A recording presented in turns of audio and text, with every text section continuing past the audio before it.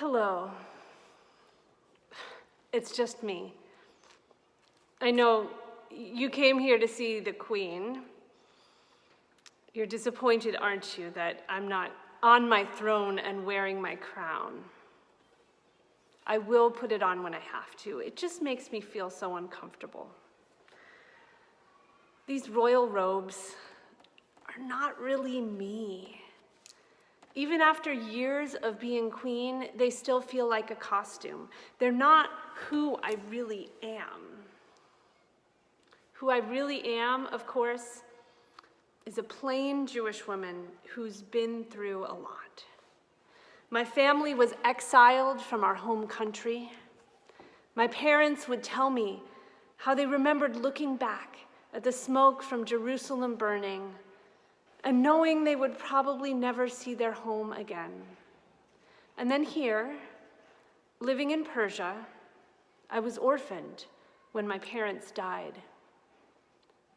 I grew up poor, relying on my cousin's generosity. I didn't grow up with privilege. I'm just me, Hadassah. I forgot. You probably don't even remember. Hadassah is my Hebrew name. Everyone here thinks it's so hard to pronounce, so they call me Esther instead. Do you know what it's like to live in a country where everyone around you can't even manage to remember one word, your name, in your native language? But of course, I soon chose to go by Esther. I realized it was safer. Being one of a tiny ethnic minority, exiles in the land of the occupier, it's safer just to play their game. So I told them to call me Esther. I learned to get by, hiding who I really was. I learned the language fluently enough that I didn't have an accent like my parents did. I could pass for Persian, and I passed. I passed all the way into the royal court. Well, the king was looking for a new queen. The circumstances for this search were pretty terrible. Queen Vashti, the real queen, the Persian queen before me, the mother of all the princes and princesses who will grow up to hold power, well, even after all she had done for the king and the kingdom, she was sent away from the palace because she wouldn't make an appearance before the king and his drunken partygoers.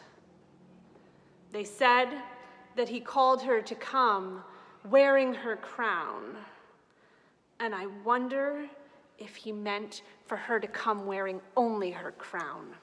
The king thinks he can get whatever he wants. But Vashti didn't come. She said no. And I wonder, maybe she was tired of being queen and constantly obeying the power trips of the highest man in the empire. Maybe she didn't mind being sent away from the palace.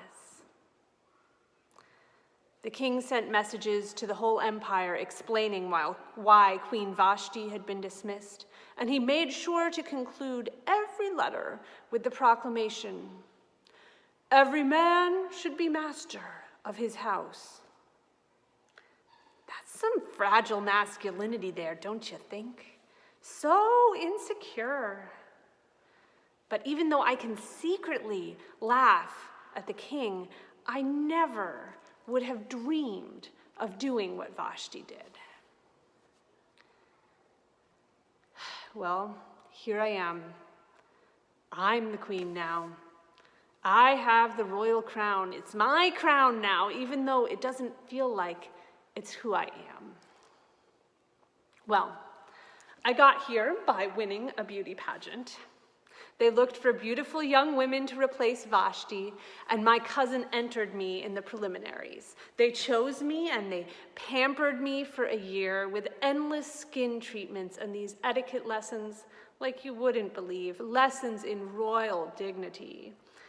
My life before had been about surviving, but now it was all about walking gracefully and holding your wine goblet just so, and perfume and makeup. It felt surreal. At the end of the year, each of us was given a chance to go to the king.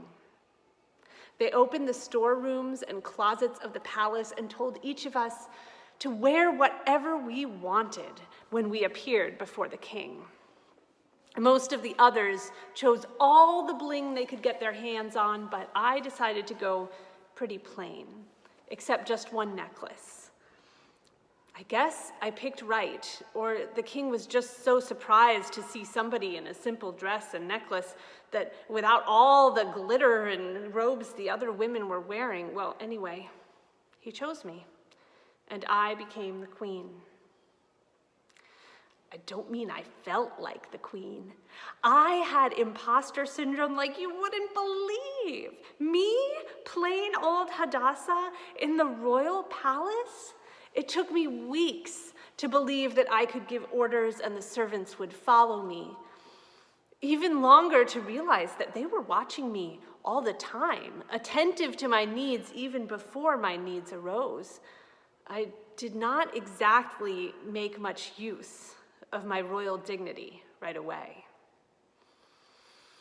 But I was the queen. I did have privilege, I did have power, and I had to learn to use it. It's hard sometimes when you have one kind of power, but you don't have another. I had the privilege of being queen, but I was still a woman, and you know how our king felt about women having opinions. I had grown up knowing that because I was Jewish, I would always be different and separate. But there I was, in the halls of power. I spent a lot of time in my own insecurity, afraid to ask for anything, to make any difference or any change around me. But it came to a head when my cousin Mordecai let me know what was going on with Haman. That wicked advisor to the king, Haman, who was so angry that Mordecai wouldn't bow down and literally worship him as he passed by. He was so angry about this that he conned the king into making a decree for genocide, that all Jewish people would be killed. What a vengeful trickster. And again, fragile pride. Can you imagine ordering a genocide because one member of an ethnic group offended you?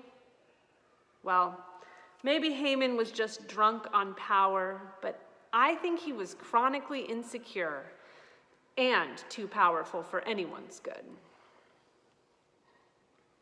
I felt stuck. What could I do? I had arrived in this royal palace pretending not to be Jewish at all. And queen or no, I'm still a woman in a man's world filled with very dangerous, powerful, petty men. I did not even have the right to go and see the king unless he called for me. But that's what I decided to do. I took Mordecai's words to heart when he said, "Perhaps you have come to royal dignity for such a time as this." Well, I fasted, I prayed, I poured out my soul before God in agony and fear, and then I got up and I did it. I rose to meet the moment. I went to the king's chambers completely uninvited. If he had been in the wrong mood, he could have dismissed me for this disobedience like Vashti. He could have even had me killed for stepping out of my place, for coming to him when I was not asked to come. I was lucky, or perhaps blessed, that I caught him in a good mood that day and that he reached out his scepter to me. He said he would give me anything. I kept my hopes low. I asked him to come to a dinner I would prepare for him and Haman. At that dinner, I would invite him to another dinner the next night. And at the second dinner, I would reveal Haman's plot. In between the two dinners, we had a magic moment that I can only call divine coincidence. God must have put it in his mind because the king couldn't sleep that night, and he called for the royal register, some real boring put-you-to-sleep reading. Who did this and who did that? But in his reading, he found the description from some time ago of how Mordecai, my cousin, uncovered a conspiracy and saved the king's life. So the king was ready. When I explained to him that Mordecai and I were Jewish, he was ready to understand that we were not a dishonest or disobedient people, just a people with a custom that offended Haman's fragile pride. We saved our people this way.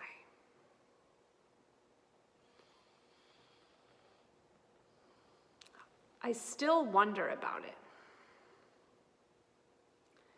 If it had been some other minority people that were plotted against for genocide and not my own people, would I have been able to do what I did?